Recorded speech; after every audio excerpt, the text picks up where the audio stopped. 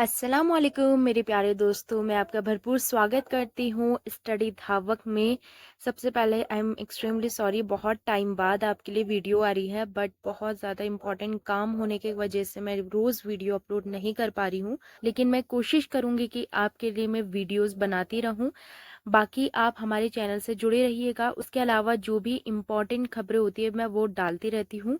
तो आज हम लोगों को देखना है important GS and GK question series. इसमें आपको 20 सवाल दिए जाएंगे जिसके आपको आंसर्स लगाने हैं। देखते हैं कि कितने बच्चे सही आंसर लगाते हैं, और ये पूरी तरीके से हेल्पफुल रहने वाले हैं आपके आगामी सारी परीक्षाओं के लिए। तो चलिए बिना देरी करते हुए शुरू करते हैं। आप लोगों के सामने पहला सवाल आ चुका है। भारतीय राष्ट्रीय कांग्रेस के प्रथम अध्यक्ष कौन थे? भारतीय राष्ट्रीय कांग्रेस के प्रथम अध्यक्ष कौन थे? ऑप्शंस हैं व्योमेश चंद्र बनर्जी, फिरोज शाह मेहता, बाल गंगाधर तिलक या लाला लाजपत राय। जल्दी से अपना आंसर कमेंट कीजिए। तो जिन लोगों ने भी लगाया है आंसर ए, वो बिल्कुल ठीक है। भारतीय कांग्रेस के अध्यक्ष थे व्योमेश चंद्र बनर्जी, और भारतीय राष्ट्रीय कांग्रेस की पहली बैठक हुई थी बॉम्बे में। 1885 में कांग्रेस का निर्माण हुआ था और इसकी पहली बैठक बॉम्बे में हुई थी। ठीक है, तो चलिए देखते हैं नेक्स्ट सवाल को। तो अगला सवाल आपके सामने है, प्रथम भारतीय अंतरिक्ष यात्री कौन थे? भारत के प्रथम भारतीय अंतरिक्ष यात्री कौन थे? राकेश शर्मा, कल्पना चावला, सुनीता विलियम्स या अन्य? अपने आंसर जल्दी कमेंट करिए। जिन लोगों ने भी इसमें ऑप्शन ए राकेश शर्मा लगाया है वो बिल्कुल सही है। राकेश शर्मा हमारे भारत के पहले और इकलौते अंतरिक्ष यात्री हैं। आप कहेंगे कि कैसे ये इकलौते हैं? कल्पना चावला और सुनीता विलियम्स को भी हम अंतरिक्ष यात्री के रूप में जानते हैं, लेकिन चलिए समझते हैं। जो कल्पना चावला है ये और सुनीता विलियम्स है, ये भारतीय मूल की तो है परंतु भारतीय नहीं है। यानी कि भारतीय नागरिक के रूप में अब तक सिर्फ राकेश शर्मा ही अंतरिक्ष पर गए हैं। कल्पना चावला और सुनीता विलियम्स यूएसए की नागरिक है, यानी कि इन्होंने भारत की नागरिक को छोड़कर यूएसए की नागरिक ली थी। इसलिए हम इन्हें भारतीय मूल का तो मानते हैं लेकिन भारतीय अंतरिक्ष यात्री नहीं मानते। ठीक है, तो राकेश शर्मा हमारा पहला सही आंसर हो जाएगा। अब आप लोगों के लिए मैं एक सवाल दे रही हूँ जिसका आंसर आपको कमेंट करना है कि चांद पर उतरने वाला भारत का पहला व्यक्ति कौन है। इसका आंसर मैं देखना चाहती हूँ कि कौन कौन बच्चे क्या आंसर देते, तो जल्दी इसका आंसर कमेंट कर दीजिएगा। चलते हैं तीसरे सवाल की तरफ।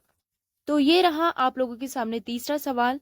भारत का अंग्रेजी नाम इंडिया उत्पत्ति किस शब्द से हुई है? यानी कि भारत को जो नाम इंडिया हम कहते हैं उसकी उत्पत्ति किस शब्द से हुई है? ए भरत चक्रवर्ती, बी हिंदुस्तान, सी सिंधु शब्द से या फिर अन्य कोई? इनमें से इंडिया नाम किस शब्द से बना है? तो बिल्कुल सही आंसर हो जाएगा ऑप्शन सी सिंधु शब्द से। समझते हैं कैसे। देखिए, आप जानते हैं कि हमारे देश में उत्तर की तरफ को सिंधु नदी बहती है, तो इस क्षेत्र को जो बाहरी व्यक्ति है अच्छे से प्रोनाउंस नहीं कर पाते थे, तो अरबवासी भारत की तरफ आए तो उन्होंने इस सिंधु नदी को हिंदू नाम दे दिया, क्योंकि उनसे जो है सिंधु ट्रांसलेट नहीं होता था। तो वे लोग सिंधु को हिंदू कहकर ट्रांसलेट करते थे, और हिंदू यानी कि सिंधु के पार बसा हुआ जो भी देश है उसको बना दिया गया हिंदुस्तान। यानी कि सीधी सी बात, सिंधु नदी के किनारे पर आसपास में रहने वाले जितने भी लोग थे वो सिंधुवासी कहलाए, और बाद में इन्होंने सिंधु नदी को हिंदू करा जिससे बना हिंदुस्तान, हिंदू हिंदुस्तान। लेकिन बाद में ही इसे हिंदू शब्द को अन्य यूरोपीय अच्छे से ट्रांसलेट नहीं कर पाते थे, तो हिंदू से बन गया इंदू, और इंदू से निकला इंडिया। ठीक है, तो सिंधु शब्द से इंडिया शब्द की उत्पत्ति हुई है, और हिंदुस्तान शब्द की उत्पत्ति भी कहां से हुई है? सिंधु शब्द से ही। चलिए नेक्स्ट क्वेश्चन को देखते हैं। अब हमारा अगला सवाल है, कृषि भारतीय अर्थव्यवस्था की क्या है? कृषि भारतीय अर्थव्यवस्था की क्या है? हम सभी जानते हैं कि कृषि हमारे देश के लिए बहुत ज्यादा आवश्यक है। आज भी हम 60% भाग पर कृषि ही करते हैं। भले ही हम लोग सेवा क्षेत्र में आगे बढ़ रहे हैं, लेकिन आज भी मैक्सिमम रोजगार हमारा प्राथमिक क्षेत्र ही हमें देता है। तो ये है भारतीय सभ्यता की रीढ़। कृषि को हम भारतीय अर्थव्यवस्था की रीढ़ कहते हैं। आप जानते होंगे कि किसी भी बॉडी स्ट्रक्चर के लिए रीढ़ की हड्डी उसका पूरे शरीर का सहारा होती है। उसी प्रकार हमारी पूरी देश की अर्थव्यवस्था के लिए कृषि बहुत बड़ा सहारा है, क्योंकि यहाँ से हमारे देश में बहुत बड़ा जीडीपी प्रोवाइड होता है। उसके अलावा बहुत बड़ी लेवल में रोजगार की प्राप्ति होती है। और आप सब जानते हैं कि बिना कृषि के हमारा जीवन असंभव है, क्योंकि कृषि है जो हमें अनाज प्रोवाइड कराती है, जिससे हम हर क्षेत्र में कार्य करने के काबिल हो पाते हैं। तो चलिए देखते हैं अगला सवाल। अगला सवाल है, भारत में सबसे कम जनसंख्या वाला राज्य कौन सा है? अच्छे से सवाल को समझ लीजिए। मैं आपको हाईलाइट कर देती हूँ कि क्या पूछ रहा है। वो पूछ रहा है जनसंख्या। तो सबसे कम जनसंख्या वाला राज्य कौन सा है? चंडीगढ़, मिजोरम, सिक्किम या फिर गोवा? चंडीगढ़, मिजोरम, सिक्किम या गोवा? जनसंख्या के आधार पर सबसे कम जनसंख्या वाला राज्य कौन सा है?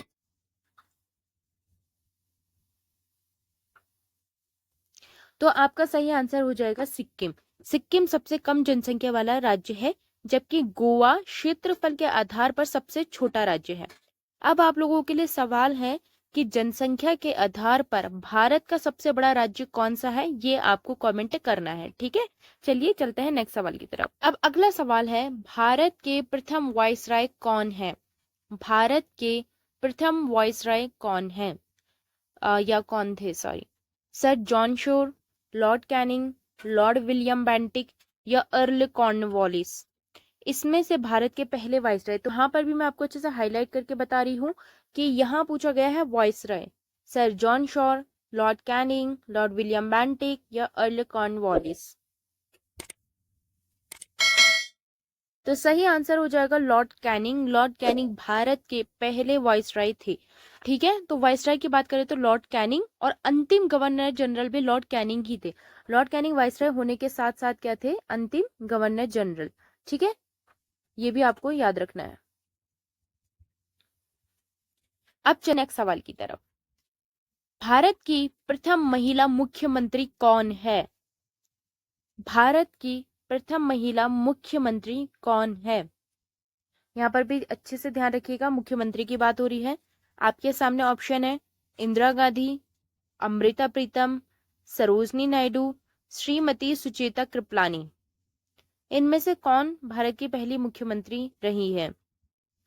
तो सही आंसर आप लोगों का हो जाएगा ऑप्शन डी, श्रीमती सुचेता कृपलानी। जिन लोगों ने भी डी ऑप्शन लगाया बिल्कुल सही है। सुचेता कृपलानी हमारे भारत की पहली मुख्यमंत्री थी, और ये उस टाइम में मुख्यमंत्री थी यूपी की। यूपी में ये पहली मुख्यमंत्री के रूप में चुनी गई थी। और वहीं इंदिरा गांधी हमारे भारत की पहली महिला प्रधानमंत्री रही हैं, ये आप सब लोग जानते होंगे। तो चलिए चलते हैं नेक्स्ट सवाल की तरफ।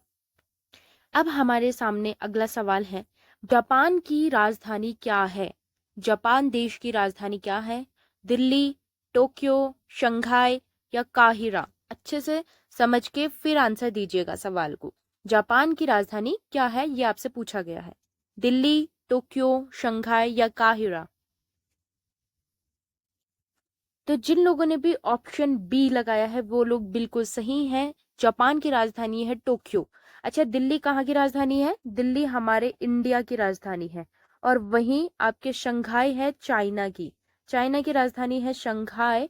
और काहिरा कहाँ की राजधानी है? काहिरा आपकी हो जाएगी इजिप्ट की राजधानी। ठीक है, इजिप्ट की राजधानी हो जाएगी आपके काहिरा। चलिए चलते हैं हम नेक्स्ट सवाल की तरफ। के सामने अगला सवाल है, भारत के राष्ट्रपिता के रूप में किसे जाना जाता है? यानी कि हम भारत के राष्ट्रपिता किसे कहते हैं? ऑप्शंस आर जवाहरलाल नेहरू, महात्मा गांधी, राजेंद्र प्रसाद या गोविंद बल्लभ पंत।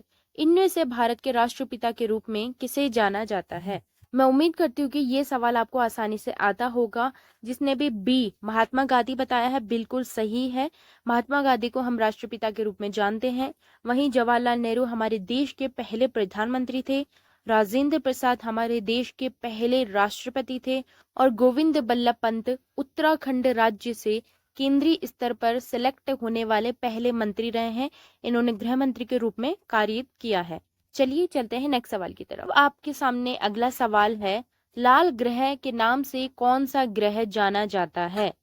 ये भी बहुत इजी सवाल है। इसमें पूछा जा रहा है कि लाल ग्रह के नाम से कौन सा ग्रह जाना जाता है। आप सभी को पता होगा कि मंगल ग्रह मंगल ग्रह जो है लाल ग्रह जाना जाता है क्योंकि पूरी तरीके से यहाँ लाल मिट्टी पाई जाती है, दैट्स वाई मंगल ग्रह को लाल ग्रह कहते हैं। अच्छा, पृथ्वी कौन सा ग्रह है, जिस ग्रह में हम रहते हैं उसे कौन सा कहते हैं, वो है हमारा नीला ग्रह। ठीक है ना। अगर आपको ग्रहों के बारे में नहीं पता है कौन से ग्रह किसके बाद आते हैं, तो आप जल्दी से जाकर ब्रह्मांड वाली मेरी क्लास देख सकते हैं। मैंने उसमें अच्छे से ग्रहों के बारे में एक्सप्लेन किया है। तो आपके सामने 11वां सवाल आ गया है, लेकिन आंसर देने से पहले आप जल्दी से चैनल को सब्सक्राइब कर दीजिए, और ये सीरीज पसंद आ रही है तो लाइक करना तो भूलना नहीं है, और जल्दी से इसे शेयर भी कीजिए ताकि और लोग भी अपनी तैयारी को जांच पाए। चलिए देखते हैं 11वां सवाल। दुनिया का सबसे बड़ा महाद्वीप कौन सा है? दुनिया का सबसे बड़ा महाद्वीप कौन सा है? बिल्कुल, नो डाउट, इसमें ज्यादातर लोगों का गलत नहीं होगा। जिसने भी ऑप्शन ए लगाया है वो लोग बिल्कुल सही हैं। एशिया महाद्वीप दुनिया का सबसे बड़ा महाद्वीप है, जबकि अफ्रीका महाद्वीप दुनिया का दूसरा सबसे बड़ा महाद्वीप है। ठीक है ना। आपको पता होगा कि हमारे पूरे विश्व में 7 कॉन्टिनेंट्स है, यानी कि 7 महाद्वीप हैं, और उसमें सबसे बड़ा महाद्वीप है एशिया महाद्वीप। चलिए चलते हैं नेक्स्ट सवाल की तरफ। आप लोगों के सामने अगला सवाल है, भारत का राष्ट्रीय फूल क्या है? जी हाँ, आप सोचेंगे इतना इजी क्वेश्चन भी बन जाते हैं, लेकिन कभी कभी क्या होता है कि हम इतना डीपली पढ़ लेते हैं कि इन चीजों की तरफ को ध्यान देते ही नहीं है, और कभी कभी ये आते हुए भी बाई मिस्टेक गलत हो जाते हैं। इसलिए मैंने आपके सामने ये सवाल दिया है, क्योंकि ऐसे सवाल भी कभी कभी पूछ लिए जाते हैं, और अगर खासकर आप लोग अग्निवीर, जीडी, एसएससी वगैरह की तैयारी कर रहे हैं तो उसमें ऐसे सवाल बनते ही हैं। तो जल्दी से बताइए, भारत का राष्ट्रीय फूल क्या है? बिल्कुल सही जवाब ए, ब्रह्म कमल हमारे भारत का राष्ट्रीय फूल माना जाता है। ठीक है। चलिए चलते हैं नेक्स्ट सवाल की तरफ। अब 13वां सवाल आपके सामने है, भारत का शेक्सपियर किसे कहते हैं? मैं ये ऑलरेडी आपको बता चुकी हूँ, भारत का शेक्सपियर किसे कहते हैं।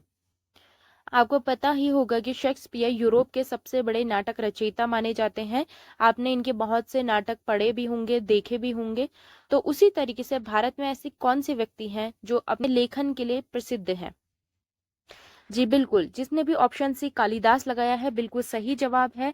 भारत के जो शेक्सपियर है वो हैं कालिदास। कालिदास ने बहुत सी प्रसिद्ध रचनाएं लिखी है, जिसमें इनकी सबसे प्रसिद्ध रचना मानी जाती है अभिज्ञान शाकुंतलम, और ये भारत की पहली ऐसी किताब थी जिसे यूरोपीय भाषा में ट्रांसलेट किया गया था।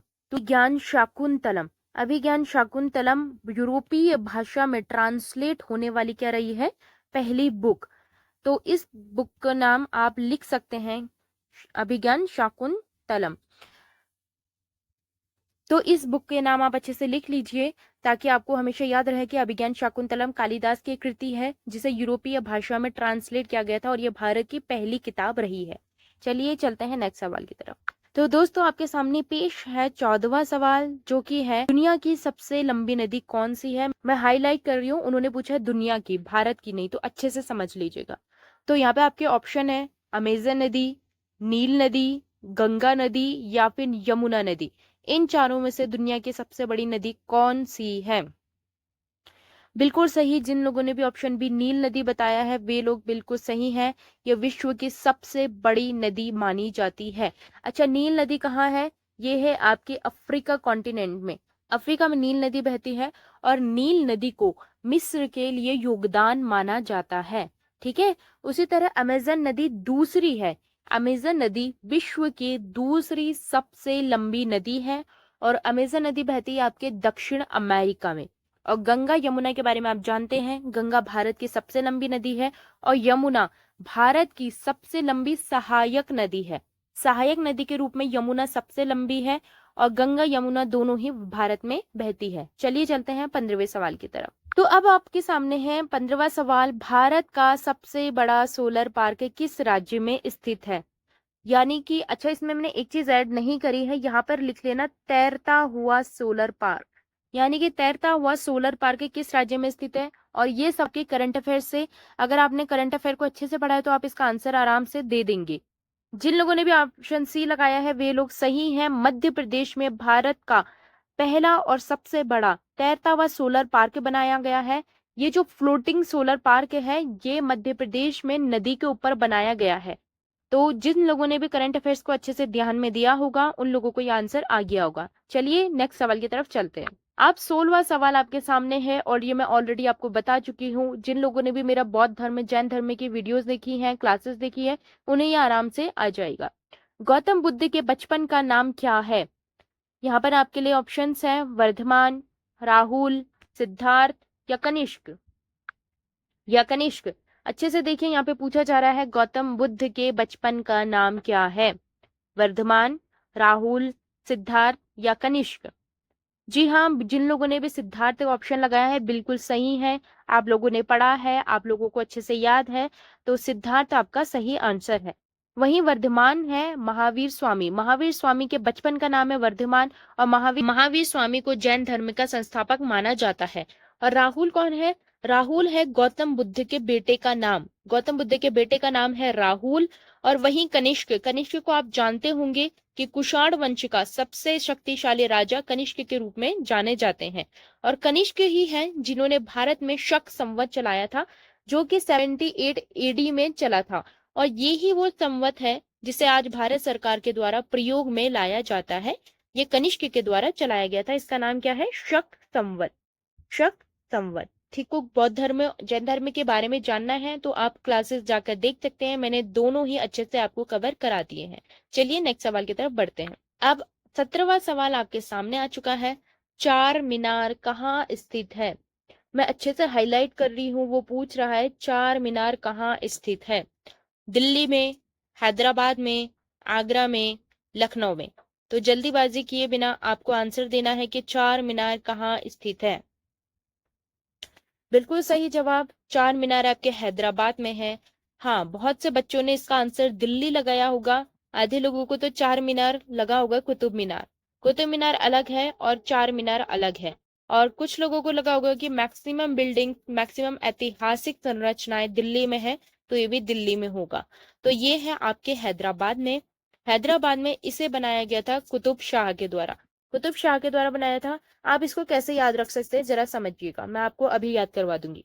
दिल्ली में आप सब लोग जानते हैं कि कुतुब मीनार है, जो कि सबसे ज्यादा प्रसिद्ध है। और कुतुब मीनार किसने बनाई है? कुतुबुद्दीन ऐबक ने। कुतुब मीनार बनाई कुतुबुद्दीन ऐबक में, कुतुबुद्दीन ऐबक ने। तो कुतुब मीनार क्या है? एक मीनार है। उसी तरह कुतुब मीनार से आप याद करिए चार मीनार। मीनार मीनार दोनों सेम, तो मीनारों को बनाने वाले दोनों कौन है? कुतुब कुतुब। ठीक है, दिल्ली में बनाने वाले कुतुबुद्दीन, हैदराबाद में बनाने वाले कुतुब शाह। तो ऐसे आप इसको याद कर सकते हैं। हाँ, चार मीनार कहाँ है? ये हैदराबाद में। इसको आपको अच्छे से याद कर लेना है। चलिए चलते हैं 18वें सवाल की तरफ। तो दोस्तों आ चुका है आपके सामने 18वां सवाल। ये आपका करंट अफेयर से तो है ही, साथ ही आपको ये पता भी होना चाहिए, क्योंकि महाकुंभ का मेला लगा है तो सवाल बनने के चांसेस आपके हो जाते हैं। महाकुंभ मेला कितने वर्ष बाद लगता है? पहले आपको सवाल में जो शब्द दिया है उस पर अच्छे से फोकस करना है। महाकुंभ मेला कितने वर्ष बाद लगता है? आपके पास ऑप्शंस हैं 6 वर्ष, 24 वर्ष, 12 वर्ष या फिर 144 वर्ष। यानी कि कितने वर्ष बाद महाकुंभ का मेला लगता है? बिल्कुल सही जवाब, जिन लोगों ने भी ऑप्शन डी लगाया है, 144 वर्ष बाद महाकुंभ का मेला लगता है।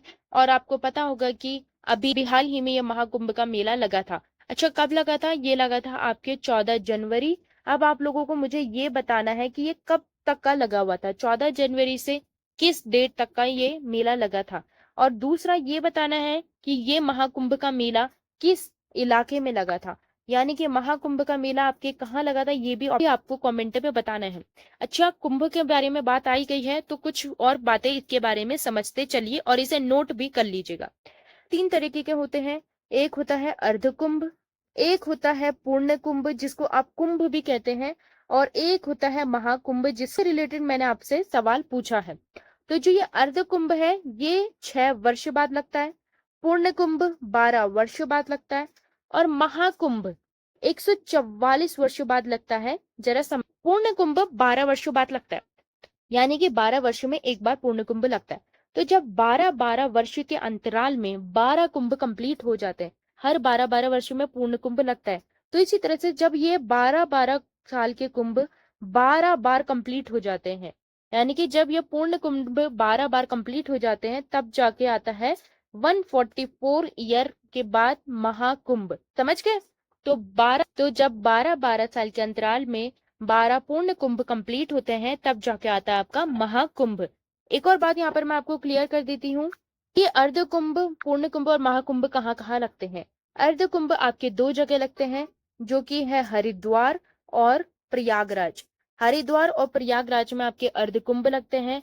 हरिद्वार आपको पता होगा गंगा नदी के किनारे पर है, और प्रयागराज आपके कौन सी नदी के किनारे में, ये भी आज आपको कमेंट में करना है।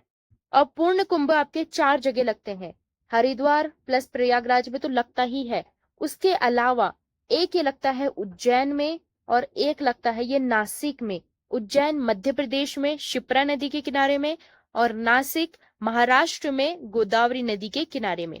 और महाकुंभ एक ही जगह लगता है, वो है प्रयागराज में। ठीक है ना। तो ये इंफॉर्मेशन भी अच्छे से लिख लीजिएगा, क्योंकि 144 साल बाद 2025 में महाकुंभ लगा था, तो डेफिनेटली इससे अलग अलग तरीके के कुंभ से रिलेटेड सवाल आपके बन सकते हैं। तो अगर आपके पास ये इंफॉर्मेशन होगी तो आप किसी भी सवाल का जवाब देने के लिए सक्षम हो पाएंगे।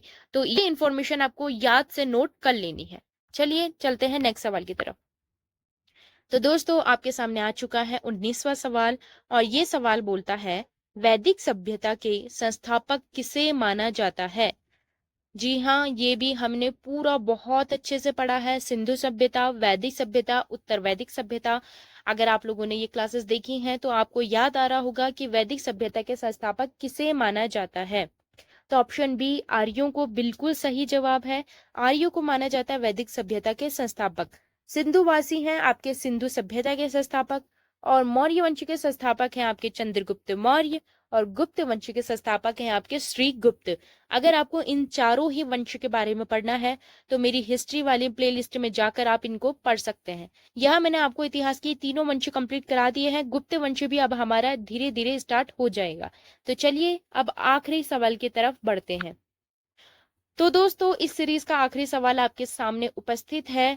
आपको बताना है ग्रीनलैंड की धारा कैसी धारा है। ग्रीनलैंड की धारा कैसी धारा है। धाराएं क्या होती हैं, ठंडी धारा, गर्म धारा किसे कहते हैं, ये कॉन्सेप्ट भी मैंने ज्योग्राफी में आपको समझा दिया है। अगर आपको धाराओं के बारे में नहीं पता है तो आप ज्योग्राफी की प्लेलिस्ट में जाके धाराओं को भी अच्छे से समझ सकते हैं। तो जो ग्रीनलैंड की धारा है ये रहेगी आपकी ठंडी जलधारा, क्योंकि ग्रीनलैंड एक ऐसा क्षेत्र है जहां पर बर्फबारी होती है, बहुत ठंड होती है, तो यहाँ से आने वाली धारा आपकी ठंडी धारा होती है। गर्म धाराएं कौन कौन सी ये भी मैंने बताया। अच्छा, ग्रीनलैंड की जो ठंडी धारा है ये कौन से सागर की है, तो ये है आपके अटलांटिक सागर।